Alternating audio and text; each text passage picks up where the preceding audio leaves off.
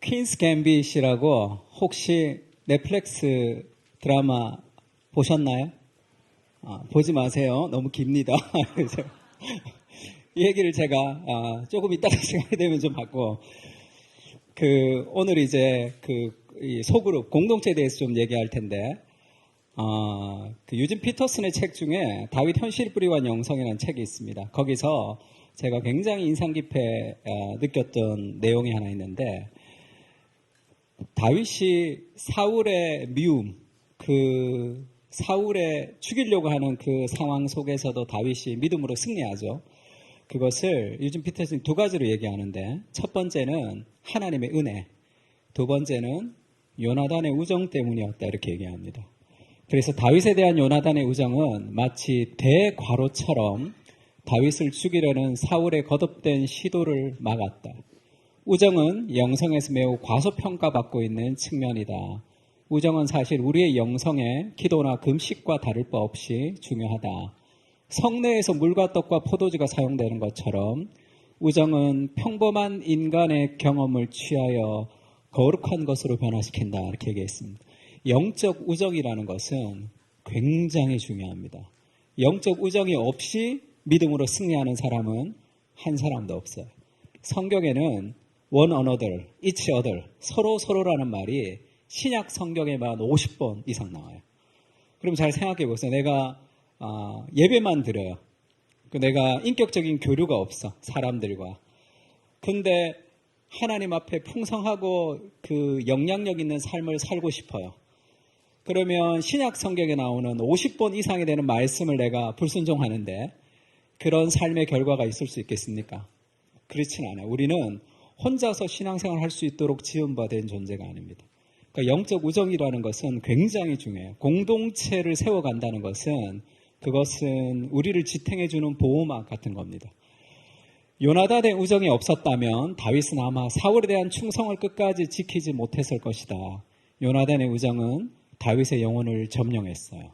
사울의 증오심이 결코 점령하지 못했던 것을 말이다. 이것이 영적인 우정입니다. 근데 이것이 과소평가된다는 거죠.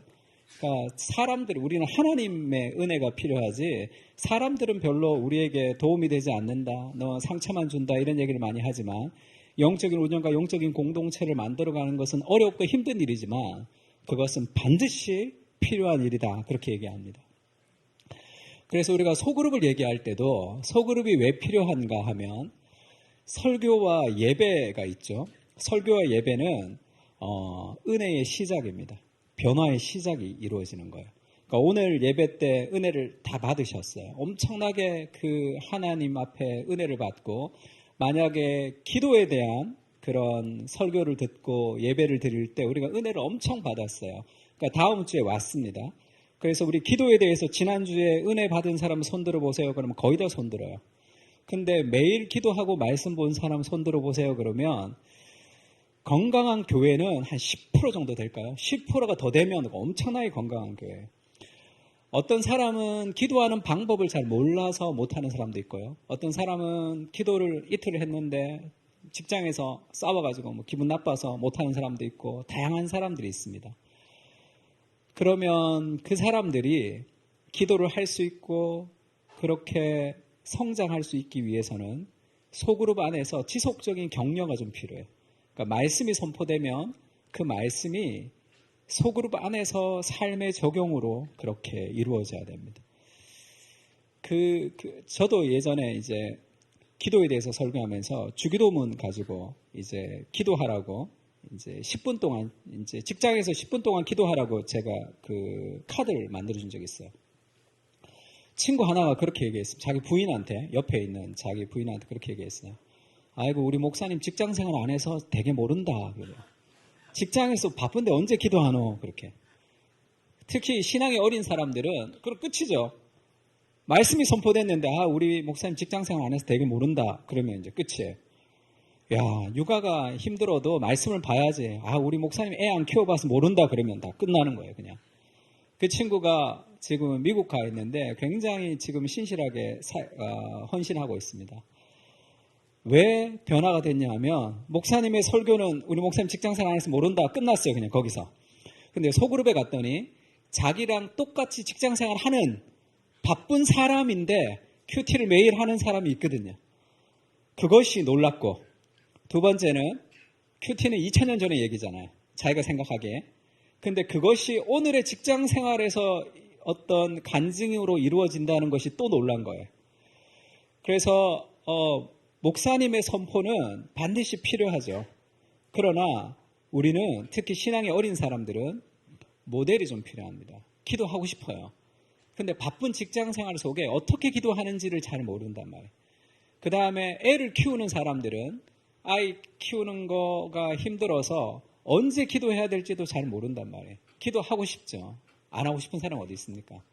그러면 그런 삶의 모델들을 소그룹 안에서 경험하면서, 그러니까 복음의 언어가 공동체 안에서 이루어져야 되는 거예요. 우리가 외국어 배울 때 어떻게 외국어를 배우냐면 열심히 공부한다고 되는 거 아니죠. 혼자 공부한다고.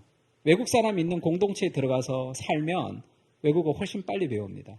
그래서 복음을 들었으면 그 복음이 어떻게 삶으로 역사하는지에 대한 스토리가 소그룹 안에서 이루어져야 되는 거예요. 누구는 이 말씀이, 목사님에게 선포되는 말씀이 직장 생활에서는 어떻게 이루어지는지, 가정 생활 어떻게 이루어지는지, 취준생들한테 그것이 어떻게 적용되는지에 대한 다양한 삶의 그런 적용점들이 막 일어나야 돼요. 그래서 교회가 하나님의 통치가 이루어지는 겁니다. 말씀이 여기서 선포되면 삶에서 여기서 움직여야 되는 거예요. 그래서 함께 나누고 함께 격려하는 공동체를 통해서 힘을 공급받으면서 우리가 그 길을 걸어갈 수 있는 힘들을 소그룹 안에서 공급받는 거예요. 그래서 소그룹은 반드시 필요하죠. 같이 한번 읽을까요? 설교가 불이라면 시작.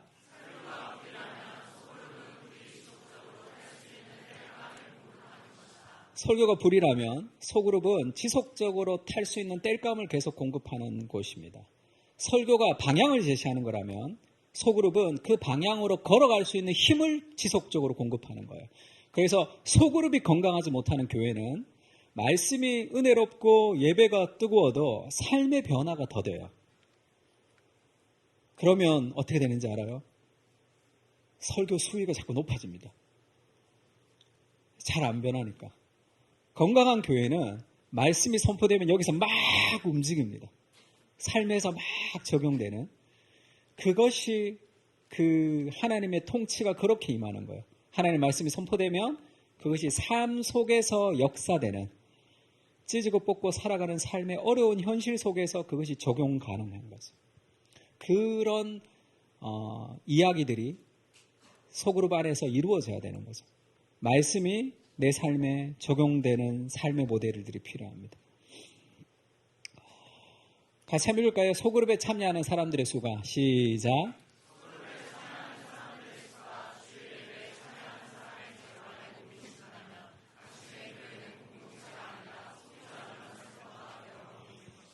공동체와 소비자 문화센터가 차이가 있다면 소비자 문화센터도 사람 많죠. 근데 왜 많죠? 뭐 하러 가죠? 주로 기술을 배우러 갑니다.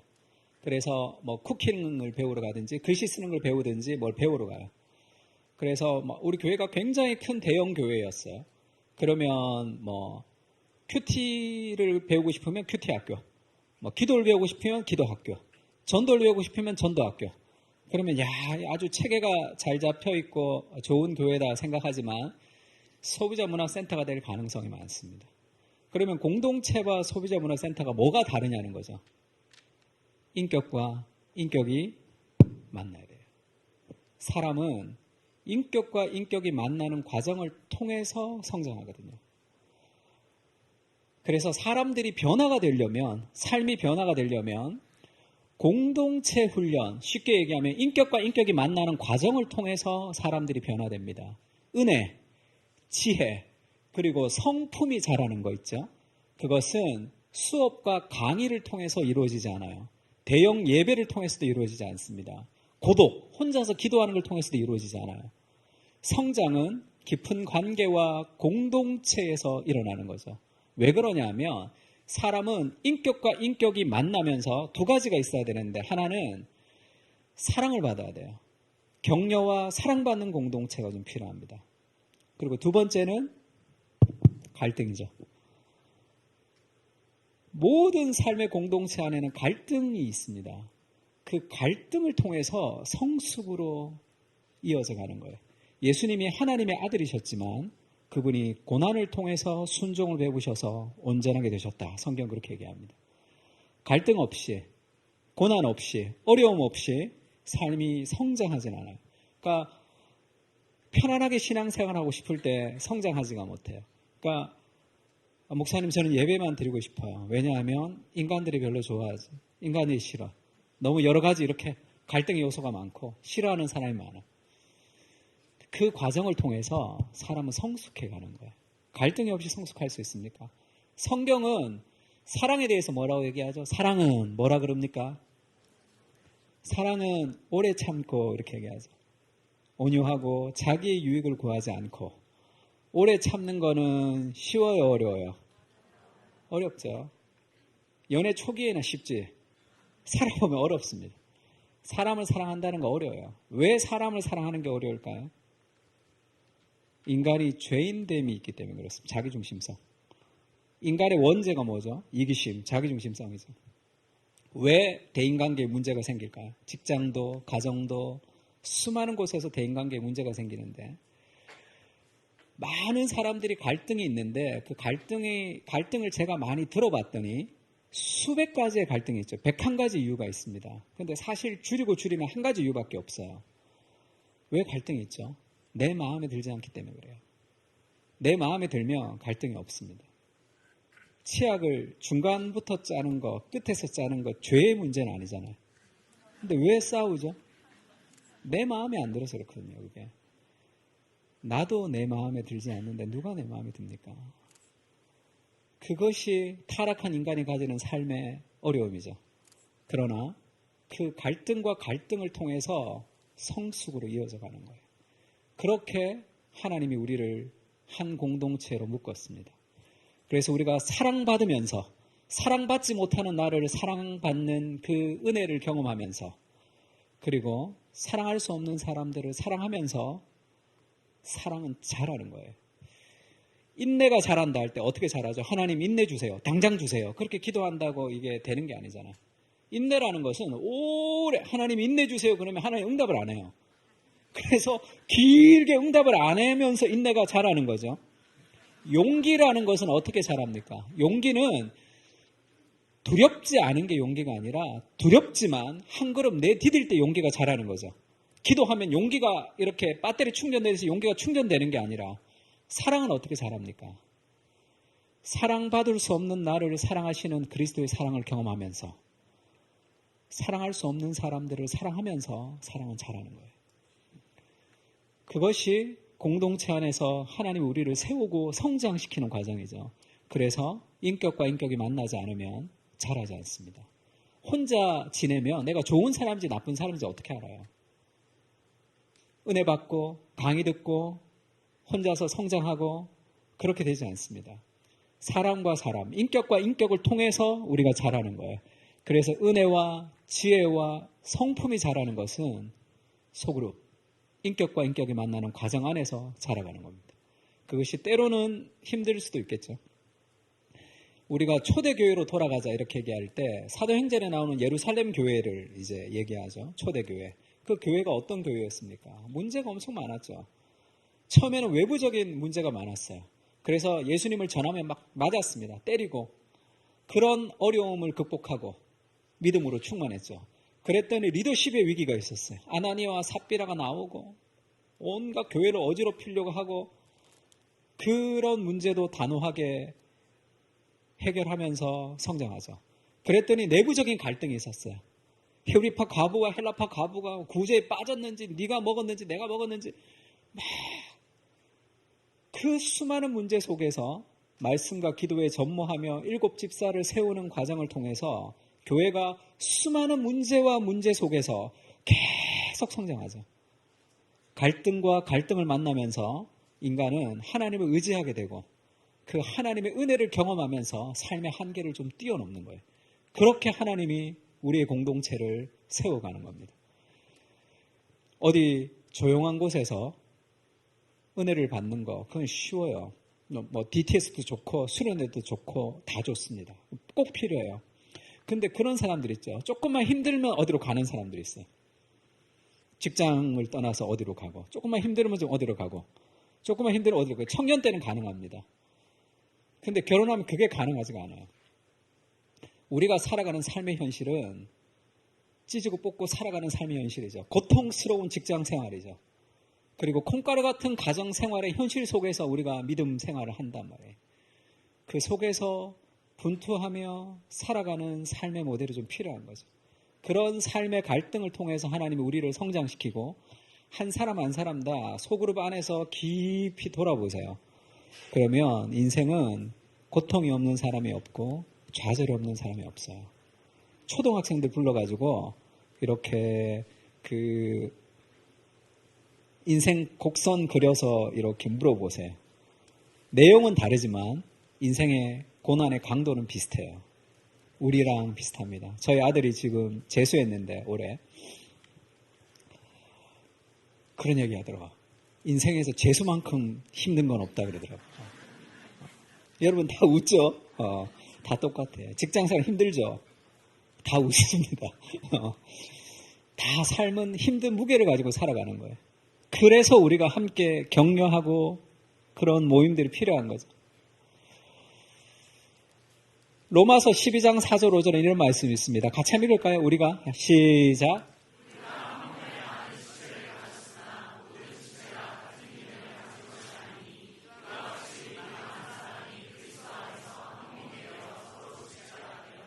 그리스도 안에서 한 몸이 되어 서로 지체가 되었다 할 때 이것을 유진 피터슨 목사님이 이렇게 번역을 했어요. 손가락이 잘리고 발가락이 잘려나간다면 그 자체로 무슨 의미가 있겠는가? 그리스도 안에서 지체로 부름을 받았는데 내가 그리스도 안의 지체가 아닌 그냥 홀로 예배드리는, 요즘 또 온라인 예배가 너무 이렇게 강화되어서 온라인으로만 예배드리고 혼자서 신앙생활을 하면 손가락 발가락이 떨어져서 피를 철철 흘리고 있는 거예요. 다 데리고 와야 됩니다. 다 소그룹 안으로, 다 공동체 안으로 다 데리고 와야 돼요. 그러니까 왜 이런 식으로 생각을 하느냐 하면 우리가 이제 특히 젊은 사람들이 많으니까 젊은 사람들이 가지는 착각 중에 하나가 뭐냐면 이 문화적인 내러티브라 그러죠. 개인주의가 휩쓰는 시대 속에서 교회가 물들었어요. 교회 개인주의가. 그래서 뭐라고 얘기해야 될까요? 내가 외롭지 않을 정도로의 관계성을 가지고 싶지만 누군가가 내 삶에 개입하는 것은 실은 SNS 정도의 관계성을 사람들은 좋아합니다. 그것이 사실 고난을 이길 수 없는 것인데, 그리고 내가 하나님과 개인적으로 연결됐다고 생각해요. 내가 구원을 받았는데 내가 개인이 구원받았다고 생각하는 거예요. 근데 개인이 구원받은 게 아니라 손가락 발가락으로 붙어 있는 거예요. 우리가 내 개인이 따로 혼자 구원을 받아서 하나님과 교회와 연결되는 것이 아니라 우리가 지금 태어났죠. 엄마 아빠 없이 태어난 사람 있어요? 엄마 아빠 없이 아래서 태어난 사람은 아무도 없어요. 태어나면 형제 자매가 이미 결정돼 있죠. 영적으로도 똑같습니다. 우리가 거듭나면 하나님의 아버지로 계시고 양육하는 어머니인 교회와 교회 오면 뭐라 그래요? 형제님 자매님 그러죠. 영적으로 이미 결정돼 있는 이 영적인 가족 안에 우리가 태어나지는 거예요. 혼자 따로 구원받은 것이 아니라. 그래서 예수님이 교회의 머리가 되시고 우리는 그 교회 몸의 지체로 우리가 연결되어 있습니다. 그림 제가 그대로 가져가서 죄송합니다. 이거 지금 동그라미가 축구공 아니고 지구예요, 지구. 제가 디자인하는 능력이 없어서 우리가 삼위일체 하나님이 제2위격이 되시는 예수 그리스도의 교회의 머리가 되시죠.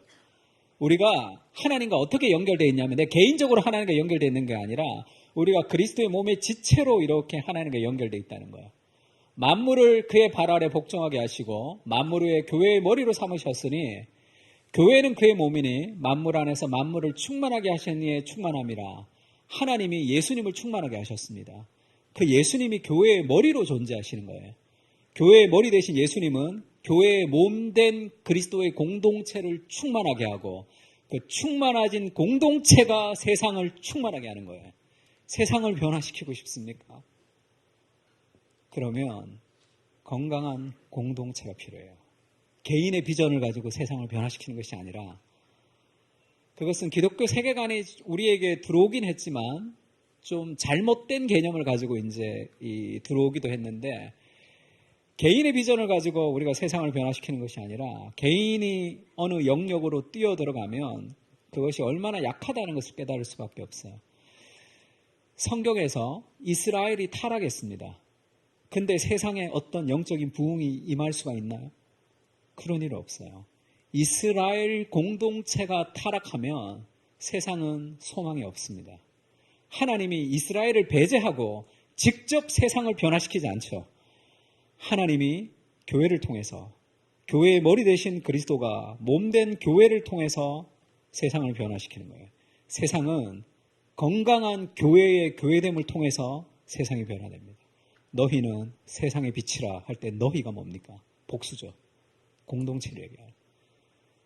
이것이 유니버설 처치를 얘기하는 거지만 이 로컬 처치 안에서의 회원이 아닌 유니버설 처치라는 것은 존재하지 않습니다.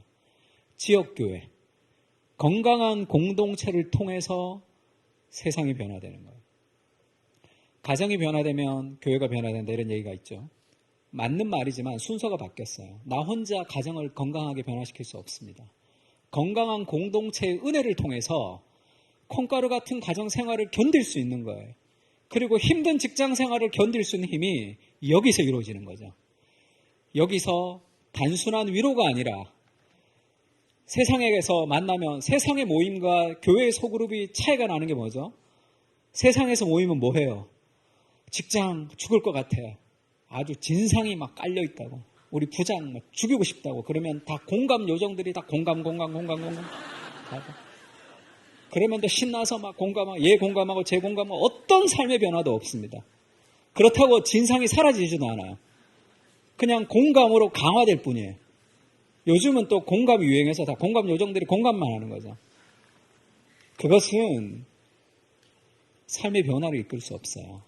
우리의 소그룹 모임은 공감 요정들이 공감하는 것하고는 차원이 다른 한 가지가 있는데 하나님의 관점을 가지고 오는 거죠. 힘들지, 어렵지, 하나님이 함께 하신다. 사람이 감당할 시험밖에는 너에게 당한 것이 없나니 하나님이 미쁘사 너희가 감당치 못할 시험당함을 허락지 아니하시고 시험당할 즈음에 피할 길을 내사 너희로 능히 감당하게 하신다. 내가 감당할 수 없을 것 같은 고통이 있지만 그 하나님의 관점을 우리에게 소개시켜 주는 거죠. 힘들고 어렵지만 단순한 공감을 넘어서 하나님의 관점을 우리에게 보여줍니다. 그래서 예배가 우리를 회복시키는 이유도 뭐죠? 하나님의 세계를 경험하게 하잖아요. 그것을 끊임없이 격려하고 위로하는 공동체가 좀 필요한 거죠. 낯선 하나님, 야성의 하나님을 경험할 때 세상의 문제는 작아지는 거죠.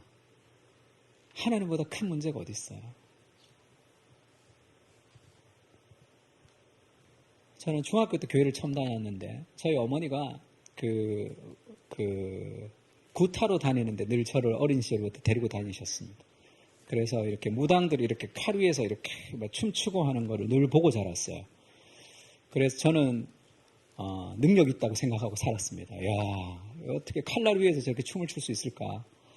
그래서 제 친구가 그 중학교 2학년 때 전도를 했는데 제가 나는 교회 가면 벼락 맞는다 이렇게 얘기했어요. 그래서 교회 못 간다고 했는데 제가 야구 좋아했거든요. 그러니까 교회에서 야구한다고 저를 꼬셨어요. 그래서 투수.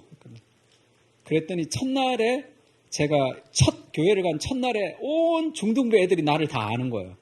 그래서 우리가 이겼단 말이에요. 그러니까 막 박수 치고 막 여학생들이 박수 친다는 그것이 너무 기쁘더라고요. 그다음부터 교회를 막 이렇게 다녔죠. 열심히 다녔습니다. 근데 저희 집에서 난리가 난 거죠. 저희 어머니가 무당의 후예인데 어디 함부로 우리 집에서 그래서 절대로 안 된다. 나 한 번만 더 가면 알아서 하라고 했어. 그래서 저희 아버지가 이렇게 지키고 있었어. 근데 화장실에 갔다가 슬리퍼 신고 그냥 교회로 갔어요. 우리 부장 집사님이 슬리퍼 신고 왔다고 혼내더라고요. 교회에 슬리퍼 신고 왔다고. 그리고 밤늦게 집으로 들어갔더니 너 목사 전화번호 나한테 갖다 달라 그러더라고. 자기 아들이 목사 될 줄도 모르시고, 우리 아버지가.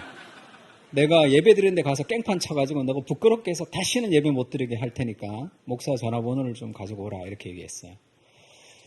가출을 했습니다. 가출해서 친구 집 지하실에서 자는데 잠이 안 오더라고요. 그래서 중학교 2학년, 3학년이니까 좀 무섭잖아요. 내 인생이 어떻게 될까? 가출해서 어떻게 될까? 시편에 보면 그런 말씀 있죠. 내가 산을 향하여 눈을 들리라. 나의 도움이 어디서 올까? 나의 도움이 천지를 지으신 여호와에게서로다. 말씀 있어요. 그 말씀이 저한테 이렇게 꽂혔습니다. 아, 저 산이 얼마나 크고 이게 누가 지었냐? 그렇게 물으시는 것 같아요. 상서봐, 이 산을 누가 지었냐? 이 세계를 누가 지었냐? 천지를 지으신 하나님이 너를 돕는다. 집으로 돌아가서 아무것도 달라진 게 없어. 죽이니 사니 교회를 가면 어쩌니 온갖 이야기들이 그대로 있었지만 그것이 전혀 힘들지가 않았습니다. 하나님의 관점이 우리를 바꾸는 거죠. 삶이 힘들고 어렵지만 아무리 기도해도 그것은 바뀌지 않을 수가 있어요. 하나님이 위경에서, 어려움에서 우리를 건지시는 방법이 뭡니까? 위험한 곳에 있을 때 하나님이 말씀을 보내어 고치신다. 시편에 그런 말씀이 있죠. 왜 말씀을 보내죠? 어려운데 환경을 바꿔줘야지. 환경이 바뀌지 않을 때가 많습니다. 그러나 하나님의 말씀이 임하면 관점이 달라지는 거죠. 삶에 있어서. 교회의 소그룹이 일반 공감과 다른 이유가 뭡니까? 그 하나님의 생각을, 하나님의 관점을 우리가 풀어넣어주는 거죠. 힘들어도 괜찮다. 하나님이 함께 하신다. 그리고 기도할 수 있잖아요. 우리가 기도하는 그 기도의 능력이 그의 삶에 새로운 하나님의 능력을 불어넣어주는 거죠. 힘들고 지치고 어렵지 않은 사람이 어디 있습니까? 삶은 다 힘들어요. 하나님의 관점을 회복시켜주는 거. 그것이 우리가 상담을 전공하지 않아도 교회의 소그룹에서 가지는 어마어마한 삶의 능력이죠. 그 하나님의 관점을 회복시키면서 서로를 격려하는 거죠. 친구들 모여서 수다하는 그런 공감과는 차원이 다른 그런 하나님의 생각이 소그룹 안에서 불어넣어져야 되는 거죠. 말씀이 선포되면 소그룹 안에서 그 말씀이 어떻게 내 삶 가운데 적용되는지에 대해서 나눔이 있는 거죠. 그 복음의 언어가 나눠져야 됩니다. 그래서 하나님이 예수님이 그리스도, 예수님이 그리스도란다. 무슨 말이죠? 무슨 말이죠? 그 예수님이 교회의 몸된 지체, 그 머리 대신 그리스도가 교회를 충만하게 하고 그 교회가 세상을 변화시키는 겁니다. 개인은 연약하지만 건강한 공동체를 통해서 세상이 변화되는 거죠. 창세기 2장 18절 이런 말씀입니다. 같이 한번 읽을까요? 시작.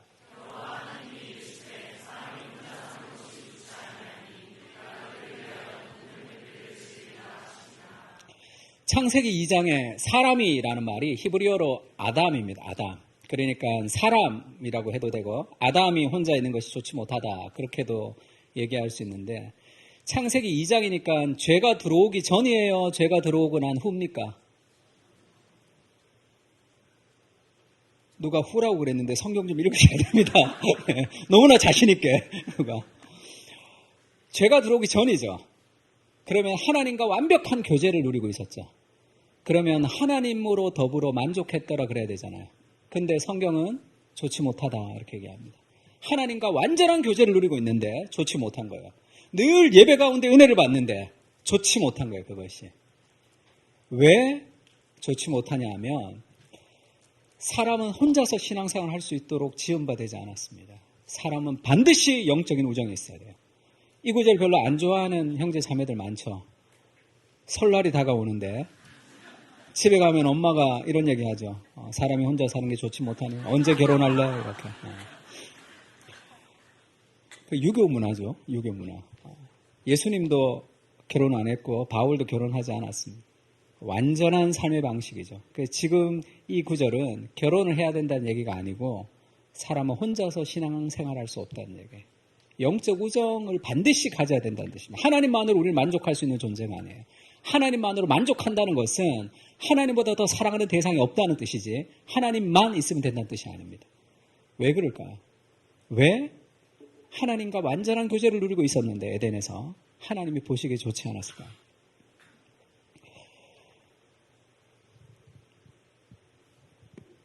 유일히 신을 믿는 종교가 세 종교가 있습니다. 이슬람, 알라라고 할 때 여호와라는 뜻이에요. 알라도. 그 다음에 유대교도 하나님을 믿죠. 기독교가 유일히 신을 믿습니다. 근데 이슬람과 유대교의 하나님과 성경의 하나님은 유일히 신이지만 다르죠. 이슬람과 유대교는 한 분의 하나님을 믿죠. 한 분의 하나님이 전지전능하다 믿습니다. 논리적으로 저는 그게 말이 안 돼서 믿기가 어려울 것 같은데 한 분의 하나님이 전지전능하다는 게 말이 안 되는 이유가 뭐냐면 혼자 있으면 뭘 모르죠? 사랑을 몰라요. 사랑을 알 수 없습니다. 그래서 반드시 인간에게 의존해야 돼요. 그래서 사랑을 알아가야 되는, 그래서 완전한 신의 자유로운 속성에서 이미 탈락하게 되는 거예요. 요한 1서에 보면 요한이 그렇게 얘기하죠. 하나님은 사랑이시다 이렇게 얘기합니다. 하나님이 사랑이시다라는 그 풍성한 표현 중에 삼위일체가 포함되어 있는 거죠. 하나님은 혼자 존재하지 않습니다. 하나님은 삼위일체로 존재하는 거예요. 삼위일체의 완전한 사랑으로 존재하셔서 존 파이퍼가 쓴 Desiring God이라는 책이 있죠. 하나님을 기뻐하라를 보면 삼위일체의 하나님은 행복으로 충만하신 분이시다 그렇게 얘기합니다. 삼위일체 하나님의 관계적 행복으로 하나님은 충만한 행복을 누리고 계신 분이에요. 그 삼위일체 하나님의 충만한 관계적 행복을 누리시는 그 하나님께서 세상을 왜 창조하셨을까? 도킨스가 뭐라 그래요? 태초에 권태가 있었다. 그래서 신이 인간을 창조했다 이렇게 얘기하죠. 그것은 하나님을 잘 몰라서 하는 소리입니다. 하나님은 권태롭지 않아요. 하나님은 행복하신 분입니다. 하나님이 행복하다고 생각하지 않은 분이 있다면 그것은 완전히 잘못된 생각이에요. 행복하지 않은 하나님이 어떻게 우리를 행복하게 해줄 수 있습니까? 그래서 인간이 행복을 추구하는 것도 그것은 기독교 신앙의 핵심이죠. 행복하신 하나님이 그 관계적 행복을 나눠주고 싶어서 세상을 창조하셨어요. 조나단 에드워드가 천지 창조의 목적에서 이렇게 얘기했습니다. 같이 한번 읽을까요? 창조주께서 시작.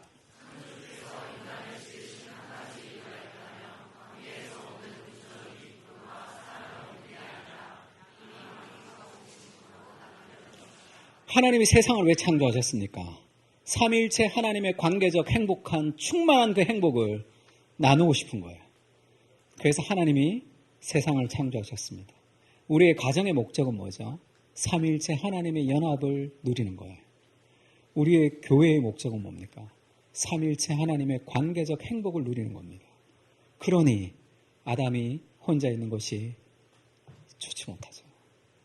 그 하나님의 그 삼위일체 하나님의 그 연합을 하나님이 나누고 싶단 말이에요. 근데 문제는 뭐죠? 타락한 인간이 힘들다는 그게. 삼위일체 하나님의 연합을 이루기가 힘든 거죠. 그래서 남편과 아내들아, 부모와 자식들아, 종들과 상전들아 하던 그 에베소서 말씀에 대인관계의 전제가 있죠. 그리스도를 경외함으로 피차 복종하라. 성경 그렇게 얘기합니다. 연합 안에는 피차 복종, 상호 희생이 있어요. 그게 힘들단 말이에요. 왜죠? 자기중심적인 인간.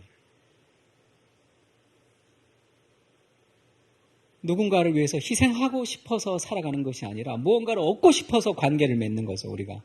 모든 삶의 대인관계가. 자크 엘률이 기술사회에서 그렇게 얘기했습니다. 오늘날은 점점 더 사람과 사람과의 만남 그 자체보다 그 만남을 통해서 무언가를 얻으려고 하는 것으로 바뀌었다는 거죠. 워렌 비퍼가 점심 식사를 하면 몇백 달러를 내야 되죠. 왜 그렇죠? 그것을 통해서 뭔가를 얻고 싶잖아요. 더 많은 돈을 벌기 위해서 뭔가를 얻고 싶은 관계성으로 지금 관계가 많이 바뀐 거죠. 그래서 연합 안에는 상호 복종, 서로 희생하는 피차 복종하는 게 있습니다. 그게 힘든 거예요. 그래서 예수님이 그렇게 얘기하죠. 그리스도를 경외함으로 피차 복종하라. 은혜가 필요해요. 누군가를 사랑하는 것은 굉장히 어려운 일이에요. 왜죠? 이 사람도 자기중심적이고 나도 자기중심적입니다. 그 두 사람이 만나서 삼위일체 연합을 이루어가는 것은 힘들고 어려운 과정이라는 것을 좀 이해해야 돼요. 근데 오늘날의 젊은이들이 큰 문제가 뭐냐면 어려운 것을 하고 싶어 하지 않습니다. 그래서 성숙으로 도달할 수 없어요. 사이먼 시렉이라는 사람이 왜 일하는가 이런 책을 썼어요. 이 사람이 팩트 폭력하기로 유명한데 왜 MZ세대들은 직장 생활을 잘 못할까 그런 그 강의 인터뷰 영상이 있습니다. MZ세대들이 직장 생활을 잘 못하는 이유가 뭐냐면 MZ세대들은 직장이 다 힘들다고 한대요. 직장이 힘들어. 왜 힘드냐? 우리 의미 있는 일을 하고 싶대. 의미 있는 인생을 살고 싶다는 거예요. 근데 의미 있는 인생을 살려면 직장을 통해서 두 가지가 필요한데 하나는 깊은 관계성이에요. 회사 안에서 깊은 관계성을 이룰 때 의미가 생기고 그 다음에는 의미 있는 할 수 있는 그런 자신의 어떤 실력이 있어야 되는 거죠. 그런 어떤 능력이 있어야 됩니다. 근데 그 두 가지는 의미 없는 일을 반복하면서 생기는 거죠. 의미 있는 일을 하고 싶어. 의미 있는 일을 하고 싶은데 의미 있는 일을 하려면 깊은 관계성을 맺을 수 있어야 돼요. 깊은 관계성을 맺으려면 갈등과 갈등, 어려움과 어려움, 그리고 이 사람 저 사람, 나와 다른 수많은 사람들과 함께 일할 수 있는 방법을 터득해야지 인생에 의미 있는 일이 생기는 거잖아요. 안 그러면 내 마음에 드는 사람들과 내 마음에 드는 일을 어떻게 합니까? 그 의미 있는 인생은 의미 없는 일을 견디고 누리면서 그것을 견뎌내는 그 반복적인 과정을 통해서 진정한 의미가 생기는 거죠. 건강한 공동체도 마찬가지입니다. 건강한 공동체는 삼위일체 하나님의 연합을 누릴 거야.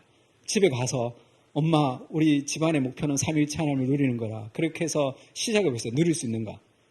누가 내적 치유 갔대요. 내적 치유 세미나 가서 자기 엄마가 자기를 뻘거벗고 어릴 적에 때렸던 게 기억이 났답니다. 그때 성령님을 초대해서 그 엄마를 용서했대요. 그래서 막 울고 은혜를 너무 받은 거예요. 그래서 엄마한테 가서 그렇게 고백했습니다. 엄마 7살 때 뻘거벗겨서 광에서 나 때린 적 있지? 그랬더니 엄마가 이 가시나가 내가 니한테 잘해준 건 생각도 안 하고 그런 것만 생각하라! 이렇게 된 거예요. 자매가 우리 엄마는 성령님도 못 고쳐 이렇게 된 거예요. 더 스트레스를 받아버렸어. 성령님도 우리 엄마는 안 되는구나. 더 좌절했어. 엄마 때린 거 그런 거 있지? 그러면 그 미안해 하면서 함께 회개하고 함께 눈물 흘리고 그거는 간증집에나 나오는 거예요. 일상에서는 그런 일이 잘 안 이루어져. 그 자매가 나중에 커서 아이를 낳고 그런 얘기를 해요. 자기가 아이를 낳아보니까 세상에 자식을 사랑하지 않는 부모가 어디 있습니까? 근데 부모가 연약하거든요. 부모가 연약하기 때문에 그래 우리 아버지가 갑자기 화를 내면서 나를 때렸어. 말도 안 되게. 왜 그런지 아십니까? 힘든 인생을 살아서 그래요. 우리가 알지 못하는 자식을 사랑하지 않는 부모는 아무도 없습니다. 근데 부모가 연약한 거죠. 그러면서 용서했다 그런 얘기를 들었습니다. 삼위일체 하나님의 연합 우리 공동체 만들어 갈 거야. 해보세요. 어떻게 되나. 내가 그렇게 하려고 했는데 너 때문에 안 돼. 뭐 이렇게 되는 거예요. 많은 갈등과 어려움이 있습니다. 그러나 인생은 힘들지 않는 삶을 사는 게 아니에요. 힘들지만 영광스러운 인생을 사는 겁니다. 건강한 공동체가 하나님의 꿈이잖아요. 그리스도가 목숨을 버리시면서 건지신 그리스도 교회 아닙니까? 그것은 가슴 뛰고 벅차고 하고 싶은 일이 아니죠. 예수님에게 질문해 보세요. 예수님의 인생이 가슴 뛰는 그리스도의 십자가가 목사님 예수님 가슴이 뛰셨습니까? 예수님 안 하고 싶으셨어요. 안 하고 싶었지만 내가 십자가를 지는 것을 예수님이 해산하는 고통에 비유했습니다. 여자가 해산하는 것이 힘들지만 아이 난 기쁨으로 말미암아 해산의 고통을 잊어버린다 이렇게 얘기했죠. 예수님의 십자가는 힘들었습니다. 하고 싶지 않으셨어요. 그러나 그것을 감당할 수 있었던 힘은 우리를 향한 사랑이죠. 우리를 구원하는 더 큰 사랑, 하나님의 마음에 순종하고 싶은 더 큰 사랑이 그 힘든 일들을 견디며 사명을 감당하게 하시는 거죠. 마찬가지입니다. 하나님의 꿈이 있는 사람은 힘들고 어렵지만 그것을 이루어가는 거예요. 그렇지 않고 이루어지는 게 있습니까, 세상에? 가장 좋은 것은 늘 힘든 수고를 통해서 이루어집니다. 건강한 공동체는 누군가의 희생을 통해서 이루어지는 거예요. 왜 공동체가 건강해지지 않지? 왜 우리 교회가 건강해지지 않지? 아무도 희생하고 싶지 않아서 그렇습니다. 그래서 많은 사람들은 특히 이 대형교회를 경험했던 그런, 저도 요 옆에 있는 강남에 있는 큰 교회 부목사를 한 적이 있습니다.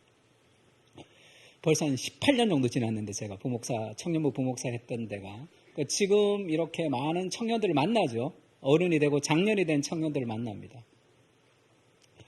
아직도 떠돌아다니는 사람이 많아요.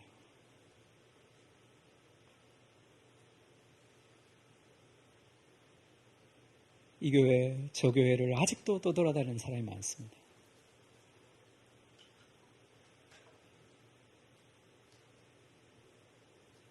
건강한 공동체는 건강해져 있는 공동체에 내가 들어가는 것이 아니라 하나님이 부르신 그 자리에서 눈물로 씨를 뿌리는 겁니다.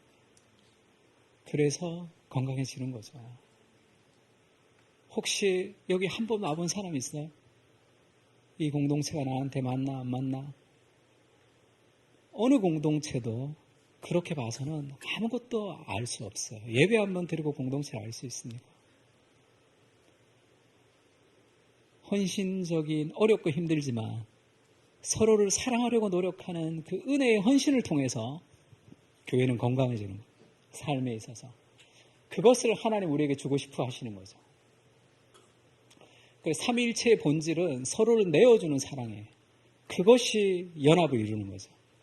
그러려면 어떻게 해야 돼요? 은혜가 필요한 거 아니에요. 제가 결혼식 주례를 32살에 처음 했어요. 제가 73년생인데 첫 주례가 75년생. 나보다 2살 차이 났어요. 강남에 있는 한정식 집에 누가 불렀는데 갔더니 둘이 앉아 있더라고요. 야, 너네 여기 왜 있냐 그랬더니 목사님 일단 드셔보시래. 제일 비싼 한정식 코스를 제가 먹었습니다. 먹고 결혼할 텐데 주례해달라고 그러더라고요. 내가 미쳤냐 그랬어요. 너보다 내가 더 젊어 보인다. 내가 신랑인 줄 안다. 그리고 겁이 났던 게 너네 부모님한테 뭐라고 얘기할래? 내가 그렇게 얘기했어요. 근데 담임 목사님 바뀌었어요, 그때. 그러니까 담임 목사님이 그때 청년부가 4,000명 정도 됐습니다. 그러니까 담임 목사님이 잘 몰라. 그리고 새로 바뀌었고. 그러니까 그때 내가 목사 안수를 처음 받았거든요. 목사 안수 받자마자 첫 번째 주례를 하면 자기들 인생에 그게 제일 큰 선물일 것 같다. 그래서 너무 비싼 거 얻어먹어서 제가 주례를 한 번 하고 안 하려고 했어요. 근데 그렇게 안 되잖아요. 누구는 해주고 누구는 안 해주고 그래가지고 막 매주 주례 아니면 기도였어요. 너무 많아가지고 내가 결혼식 앞까지 가서 야 주례냐 기도냐 이렇게 막 물어봤어요. 저도 결혼이 뭔지 몰랐습니다. 저희 아내랑 싸우고 당장 이혼해 하고 주례하러 와서 막 주례하는데 저희 아내 저기서 노래 보고 있고 막 그랬어요. 그러니까 뭐 결혼이 뭔지를 모르겠는 거예요. 그래서 앞으로 주례할 때는 공부를 좀 하자. 그래서 날짜가 잡히면 무조건 공부했습니다. 공부하고 나도 좀 결혼을 모르겠다. 나도 연륜이 있는 오래된 분들이 주례를 해야 주례가 그게 의미가 있지. 나도 모르겠는데 그래서 같이 공부했어요. 공부하면서 결혼 서약을 썼습니다. 서약을 써서 서로 읽어주는 거. 그래서 지금 저렇게 무릎을 꿇고 있는데 저거는 제가 첫 주례할 때 엄청 연습했어요. 주례를. 제가 첫 설교보다 더 연습 많이 했어요. 그래서 리허설을 엄청나게 했는데 이 축가를 할 때 이 신랑 신부가 여기 있다 계단을 내려가더라고요. 그 다음에 축도를 하고 끝내야 되는데 거기서 축도를 해야 되는지 올라와야 되는지 모르겠더라고요. 그래서 하니까 분위기가 쏴해지잖아요 벌써. 그래서 우리 다 같이 신랑 신부를 위해서 통성으로 기도합시다 일단 해놓고 그걸 수습하려고 해요. 올라오라고 하려고 그랬어요. 그랬는데 무릎을 꿇은 거예요. 그래서 결혼식 사진이 그 집에 갔더니 무릎을 꿇은 사진이 이렇게. 그때 축도를 제가 이렇게 삐딱하게 해가지고 그 다음부터는 제가 이렇게 지금 이거는 그 사람은 아니고 연출됐습니다. 그 다음부터 그게 너무 은혜로웠다 그래서 제가 신랑 신부를 위해서 기도해야 되겠구나. 기도하면 무릎을 꿇어라. 그렇게 가르쳐서 하는 거예요. 웨딩 업체가 엄청 싫어합니다. 웨딩 드레스 구겨진다고. 그렇게 해서 이 공부를 해서 결혼 서약을 하는데 내용은 비슷해요. 다 다르지만 뼈대는 비슷합니다. 내가 사랑하고 싶을 때나 사랑하고 싶지 않을 때나 보고 싶을 때나 보고 싶지 않을 때나 좋아질 때나 싫어질 때나 내 감정과 환경에 상관없이 그 사람을 사랑하기로 선택하는 거예요. 그게 언약이죠. 왜 그렇게 사랑합니까? 결혼이 언약이기 때문이죠. 언약은 두 가지가 있습니다. 결혼의 언약이 있고 교회의 언약이 있죠. 요즘은 교회 언약이라는 말이 다 사라져버렸죠. 예전에는 청교도 시대에는 교회 언약이라는 게 있습니다. 교회에 등록할 때 교회 언약, 교회와 결혼하는 거예요. 그래서 이사를 가거나 먼 지방으로 갈 때는 이명증서라고 써서 가서 그쪽 교회에 제출해야지만 갈 수 있는 그런 시대가 있었습니다. 오늘날은 다 무너져 버렸죠.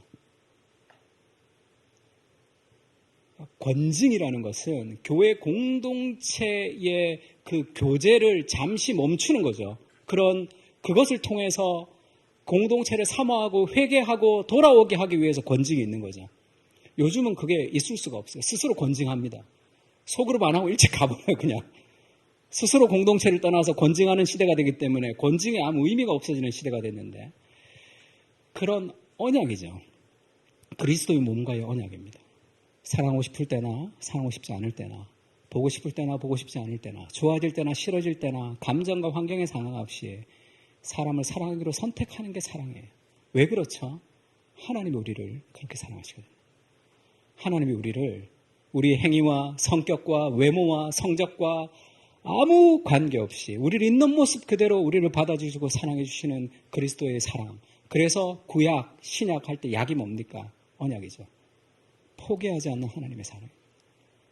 네가 어디에 있든지 어떤 모습으로 어떻게 있든지 내가 너를 향한 사랑을 포기하지 않는다는 그 그리스도의 사랑이 우리를 다시 회복시키는 거죠. 저희 교회도 11년 교회를 떠났다가 돌아온 친구가 있습니다. 11년 동안 교회를 떠났는데 교회에 처음 와서 자기는 11년 동안 교회를 떠나서 교회를 딱 오면 하나님이 뭔가 서운하거나 화낼 줄 알았는데 교회에 딱 와서 찬양하는데 고개를 숙이고 계속 울더라고요. 끝없이 우리를 기다리시는 하나님의 사랑을 만나는 거죠. 하나님 우리를 그렇게 사랑하시거든요. 그 은혜로 사람을 사랑하는 법을 배워가는 것, 그것이 가정과 교회 공동체. 그 사랑을 배워가는 거예요. 얼마나 멋있습니까? 인간의 힘으로는 살아갈 수 없지만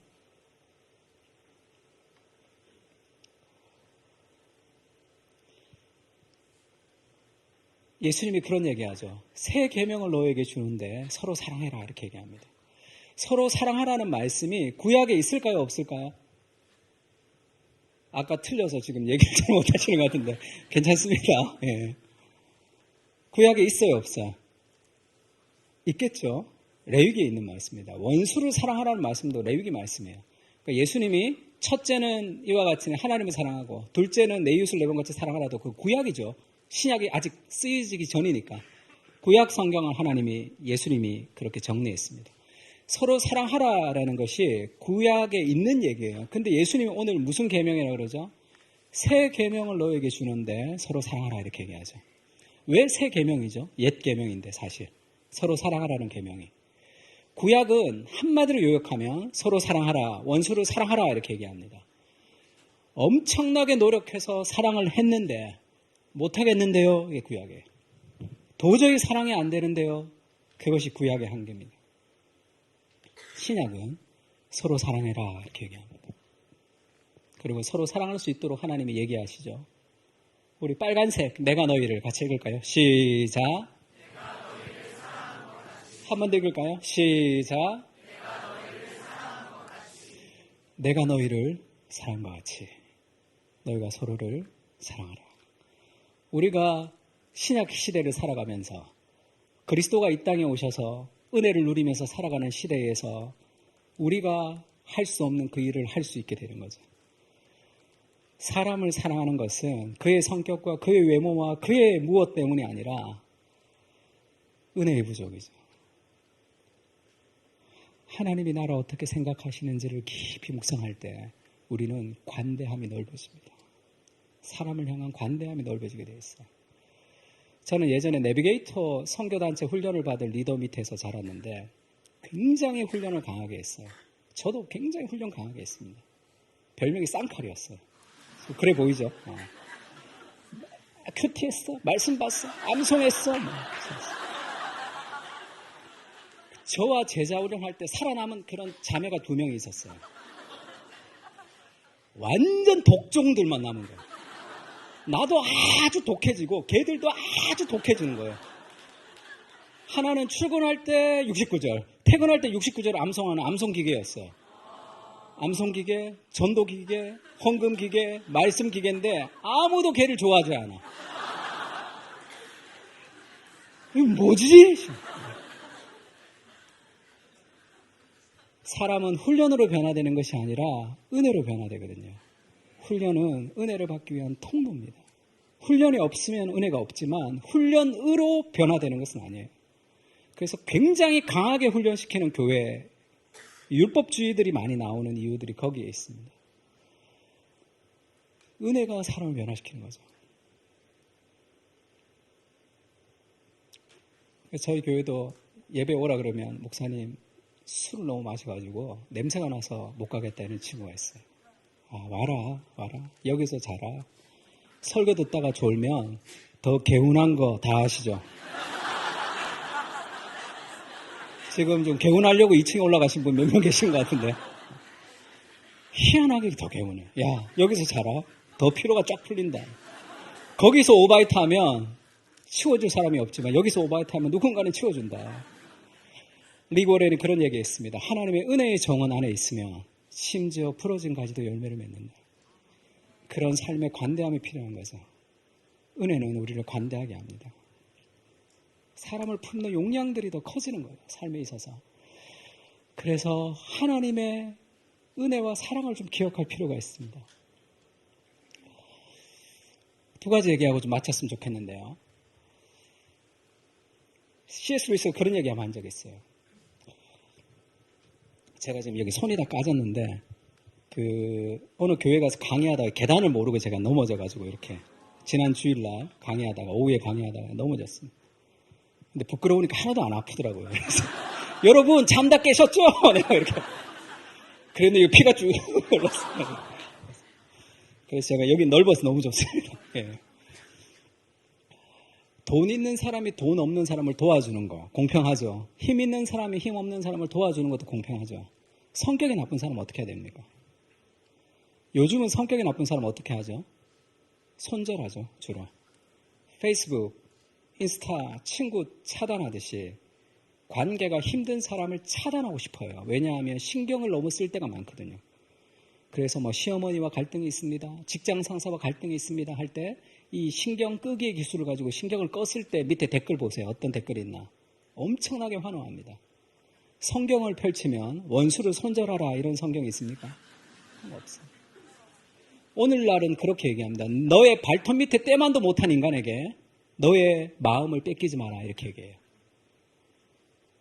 속이 시원한 것 같지만 그것은 하나님이 우리에게 원하시는 삶의 방식은 아닙니다.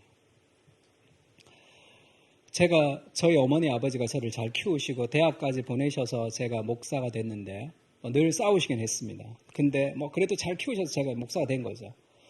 제가 만약에 어디 할렘가에서 자랐는데 우리 아버지가 폭력적인 아버지고 저희 어머니가 알코올 중독인 어머니 밑에서 제가 그렇게 50년을 자랐으면 내 성격이 지금하고는 좀 다르겠죠.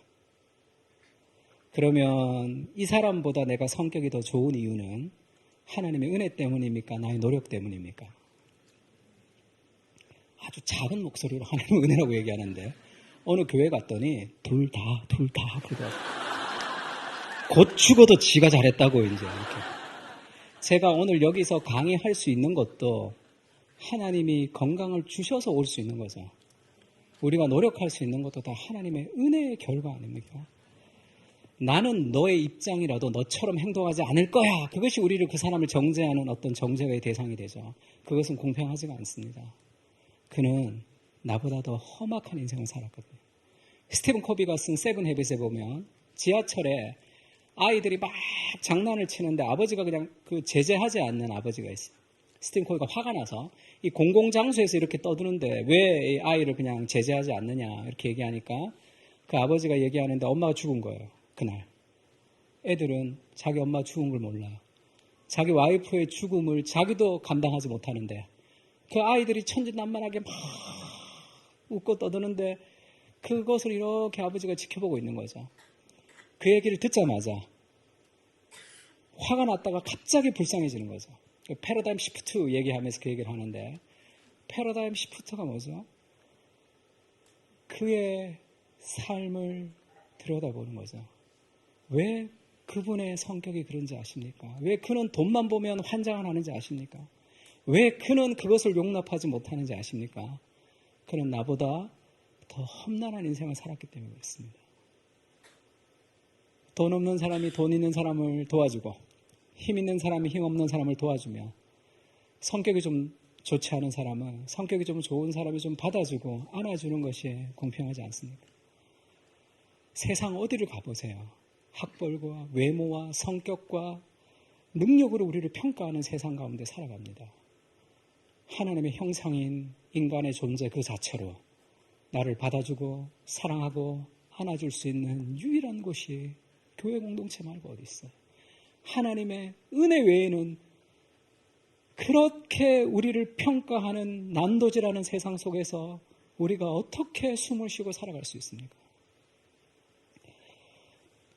그런 용납의 공동체가 필요한 거죠. 제가 우리 목사님 책을 한번 본 적이 있는데 저는 소문만 들었습니다. 그냥 목사님 차양 인도를 잘하신다는 얘기를 들었고 그냥 그런 소문만 들었어요. 책이 나오고 얼마 안 됐는데 제가 성령님의 이끌리심으로 책을 제가 구입했는데 원래 저 신간이 이렇게 출판사에서 많이 보내주거든요. 그래서 가만히 있으면 두란노에서 보내주겠지. 규장에서 규장은 안 왔군요. 그래서 내가 규장은 안 왔군요. 두란노에서 왔군요. 그래서 제가 책을 이렇게 들고 토요일 자기 전에 토요일 날 이제 내일 주일이니까 설교 준비를 다 하고 밤에 자려고 침대에서 제가 누워서 교만하게 목사님 책을 이렇게 보고 있는데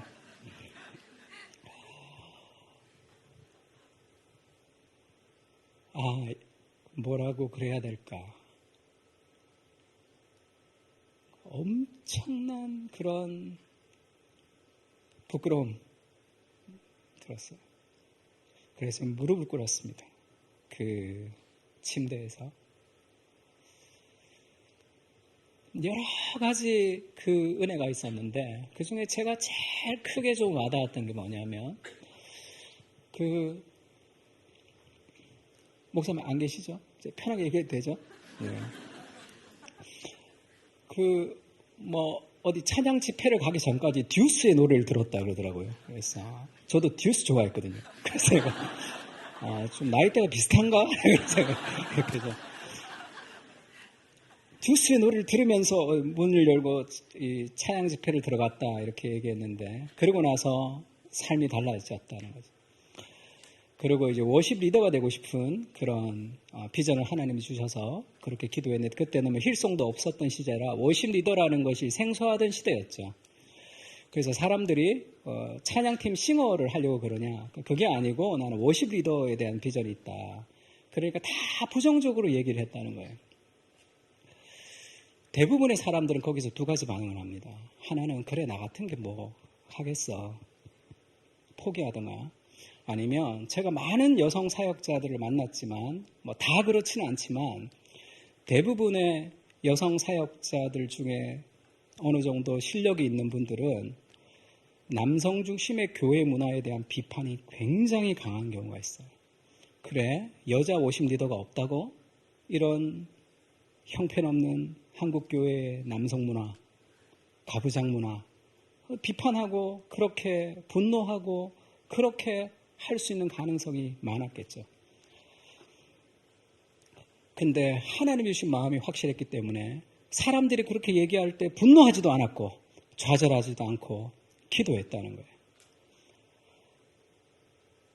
하나님, 한국교회가 여성 워십 리더를 받아들이지 못하는 상황이라면 하나님, 시대를 바꿔주십시오. 가슴이 터지는 줄 알았어요. 이야, 이렇게도 기도할 수 있구나.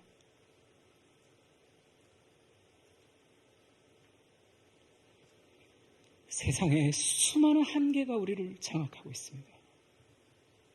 하나님, 그 한계보다 크신 분이시잖아요. 저는 성령님이 목사님의 마음을 불어넣어 주셔서 목사님의 몸을 통해서 그렇게 기도하게 하셨다고 생각합니다.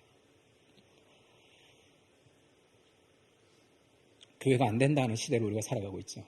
특히 3040, 미국에 나오는 탈기독교 시대 보고서를 보면 3040 세대가 지금 다 초토화되고 있는 그런 시대를 우리가 살아가고 있습니다. 교회를 개척하면 다 말려야 된다고 생각하는 그런 시대를 살아가고 있죠. 하나님이 우리를 여기에 이렇게 젊은이들 그리고 이렇게 건강하게 우리를 모아주신 이유가 어디 있다고 생각합니까? 그렇게 좀 기도했으면 좋겠습니다. 하나님, 시대를 좀 바꿔주십시오. 건강한 공동체 여러분 보신 적 있어요? 우리가 완벽한 공동체를 만들 수는 없지만 하나님 나라가 저기 있다는 화살표로 우리가 살아가는 거잖아요. 마지막에 이룰 영광스러운 그 하나님 나라를 바라보면서 그 하나님의 통치가 임한 곳이 어디입니까? 교회 아니에요. 우리 교회를 통해서 우리가 완벽한 모델은 아니지만 하나님 나라가 저기 있다는 것을 보여주는 그런 공동체로 우리는 큰 비전을 갖고 있는 많은 사람들에게 속아서 산 적이 많습니다. 위대한 비전을 가진 사람들이 자신의 야망이 됐던 경우들 많아요. 그래서 더 그런 기도를 안 하는 상황이 돼버린 것 같아요. 극단적으로. 일상의 중요성. 크리스찬의 비전은 다 세계 비전입니다. 가서 모든 민족으로 제자를 삼고 온 세상에 하나님 나라가 되는 비전들이 우리에게 있는 거예요. 그러면 그것이 개인의 야망인지 하나님 주신 꿈인지를 알 수 있으려면 뭘 보면 알 수 있는지 아십니까? 그의 일상의 충실함을 보면 알 수 있어요. 자크 헬률이 이렇게 얘기했습니다. 세계적으로 사고하고 지역적으로 행동하라 하는 책이 있어요. 우리는 세계 비전을 품고 기도해야 됩니다. 부족하지만 그러면서 내가 있는 내 삶의 작은 일상에 착하고 충성되게 성실하게 살아갈 때 하나님이 연약한 인생을 통해서 위대한 일을 이루시는 거 아니에요. 그런 기도가 우리의 기도가 됐으면 좋겠습니다. 하나님, 건강한 교회가 없는 시대를 우리가 살아가고 있습니다. 수많은 사람들이 교회에 상처받고 목회자에게 상처받는 시대를 우리가 살아가는데 우리가 완벽하지 않지만 이 시대에 하나님 우리를 여기에 부르셨다면 그런 공동체의 비전을 가지고 우리가 함께 기도하며 함께 사랑하며 함께 살아가는 그런 소망을 하나님 우리에게 부어달라고. 그래서 혼탁한 시대에 정말로 하나님의 역사가 지금도 이루어지고 있다는 것을 보여주는 그런 공동체 좀 필요하지 않겠습니까? 그런 원대한 비전을 가지고 일상의 작은 일에 충성스럽게 최선을 다하는 그런 포드처치 공동체가 되었으면 좋겠습니다. 제가 한번 기도하겠습니다. 하나님 감사합니다. 우리를 구원하신 것만도 감사한데 우리를 부르셔서 하나님의 공동체로 불러주신 것을 감사합니다. 시대가 어렵고 현실이 어려운 환경 속에 우리가 놓여 있지만 하나님, 우리를 여기에 부르신 하나님, 세상의 한복판에서 하나님의 사랑을 노래할 수 있게 주님 도와주시고, 우리 삶에 수많은 한계가 있지만 한계를 넘어서 하나님의 크심과 제한받지 않는 하나님, 낯선 하나님, 그 야성의 하나님을 우리가 온전히 경험하며 문제보다 더 크신 하나님의 관점을 회복하는 우리의 소그룹이 될 수 있게 주님 도와주십시오. 직장도 힘들고 가정도 힘들고 우리가 살아가는 삶의 현실이 너무 어렵고 힘듭니다. 그러나 하나님, 그런 하나님의 관점을 우리에게 불어넣어 주셔서 하나님의 능력을 가지고 수많은 삶의 장애물을 뛰어넘는 그러한 공동체가 될 수 있게 주님 도와주시고, 인간의 이기심을 가지고 살아가는 우리의 죄된 본성을 회개하며 사람을 사랑하는 법을 배워가는, 아프고 힘들지만 그리스도의 사랑으로 사랑하는 그러한 건강한 공동체, 힘들지만 영광스러운 하나님의 공동체를 꿈꾸며 살아갈 수 있게 주님 도와주십시오. 그래서 그 어려운 시대에 영적 전쟁의 선봉에 서서 하나님, 시대를 바꿔달라고 기도하며 살아가는 믿음의 공동체가 다 될 수 있도록 은혜를 베풀어 주시옵소서. 축복하고 모든 말씀을 연약한 인생을 통해서 위대하게 일하시는 예수 그리스도 이름으로 기도합니다. 네, 감사합니다. 네, 우리 귀한 말씀 전해주신 우리 목사님께 다시 한번 사랑과 축복과 감사의 박수를 드리도록 하겠습니다. 네, 여러분 어떠세요? 좀 공동체를 바라보는 여러분의 시선과 마음과 사랑이 새로우셨습니까? 네, 아멘이세요? 네, 좀 이렇게 Q&A를 또 할 수 있는 시간이었으면 좋겠는데요. 또 목사님 당황하시는 것 같아서 네, 앵콜로 다음번에 다시 한번 오시는 그런 시간을 좀 가졌으면 좋겠습니다. 지난번에도 이렇게 나눠주신 말씀 안에서 굉장한 이 사랑과 깊이와 그런 것들을 느끼면서 공동체를 바라보는 이 복음의 렌즈를 통해서 그리스도께서 우리를 위해 행하신 일들을 통해서 이 믿음의 공동체를 바라보는 것이 얼마나 새롭고 귀한 일인지를 저 자신부터도 굉장히 새롭게 알게 된 시간이었습니다. 설교를 시작하기 전에 여러분 항상 제가 이렇게 하는 말 기억하세요? 우리 하나님의 기이한 은혜와 부르심 가운데 한몸 이룬 포도의 성도들을 바라보시면서요, 우리 흩어져 있는 글로벌 포드 식구들에게도 사랑과 격려와 축복의 박수를 항상 우리 보내잖아요. 네, 이 한몸이라는 건 굉장히 신비로운 거죠. 그리스도를 머리로 우리가 한 몸의 지체를 이루는 이 거룩한 부름 가운데 부르심을 받았다는 것이 얼마나 큰 은혜인지 매주의 예배를 통해 또 새롭게 깨닫게 되는 그런 시간을 갖습니다. 근데 여러분이 한 몸을 이루고 가족이 된다는 거는 쉬운 일은 아닌 것 같아요. 여러분 가정에서 많이 느끼시죠? 네, 아주 너무너무 그냥 떨어져 있으면 짠하고 애타고 하다가도 막상 보면 지긋지긋하고 뭐 그럴 때 있으시잖아요.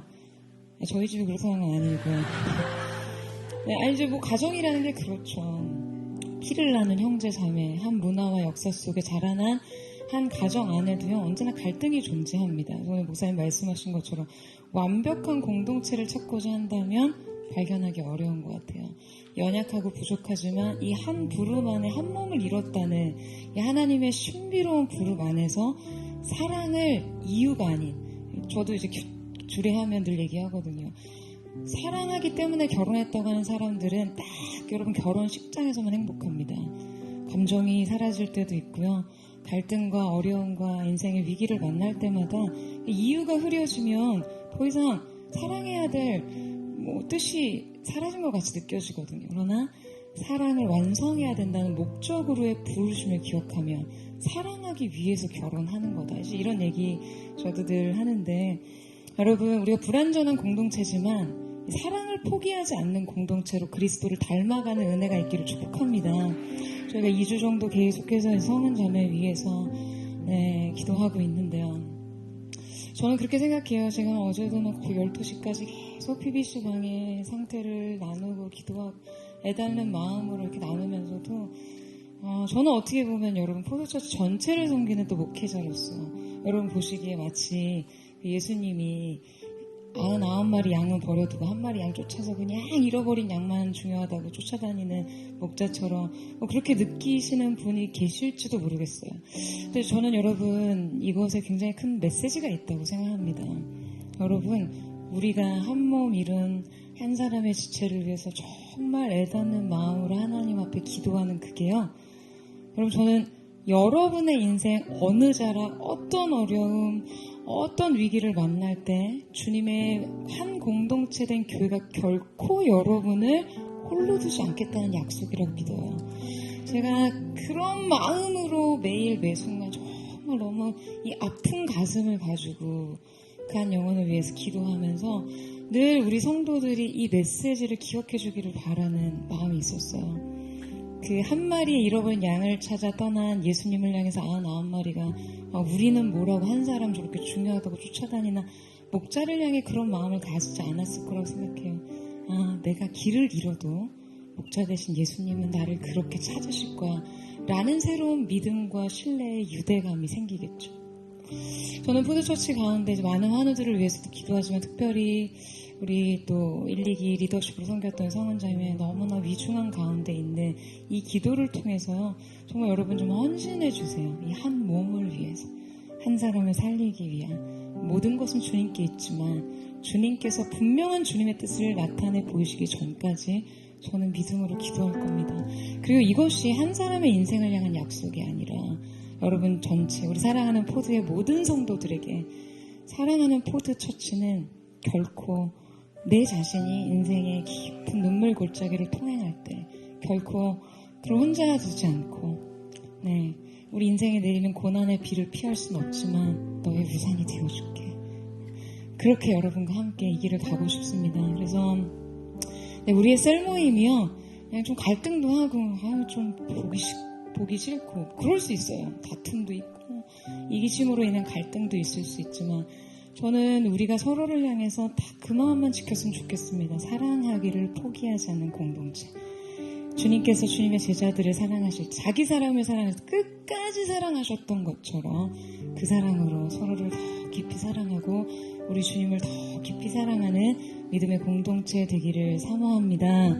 그래서 우리 옆에 분에게 이렇게 한번 인사해 줬으면 좋겠는데요. 당신의 우산이 되어주겠습니다.